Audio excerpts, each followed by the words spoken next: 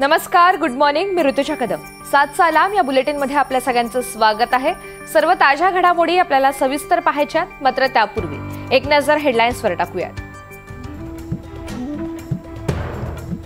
मुढवा जमीन खरेदी प्रकरणी चौकशी समिती नेमल्याचा अध्यादेश जारी. अप्पर मुख्य सचिवांच्या अध्यक्षतेखाली 5 जणांची समिती गठीत. 1 महिन्यात अहवाल सादर करण्याचे आदेश. पार्थ पवार यांच्याशी संदर्भात वादग्रस्त जमीन व्यवहार रद्द. उपमुख्यमंत्री अजित पवार यांची माहिती.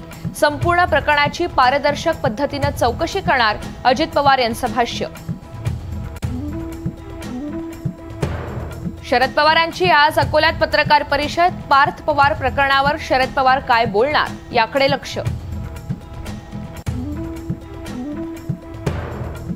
एकनाथ खडसे यांची आज पत्रकार परिषद. पार्थ पवार पुणे जमीन प्रकरणाबाबत दस्तऐवज समोर आणण्याची शक्यता.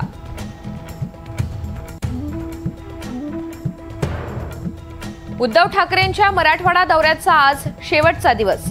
परभणी, जालना आणि संभाजीनगरमधील शेतकऱ्यांशी संवाद साधणार, तर पदाधिकाऱ्यांसोबत बैठक सुद्धा घेणार.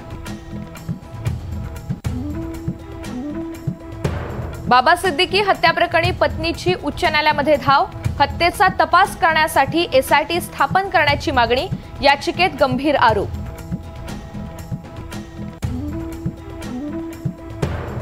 जळगाव जिल्ह्याच्या तापमानात मोठी घट. एकाच दिवसात जिल्ह्याचे तापमान 5 अंशांनी घसरले.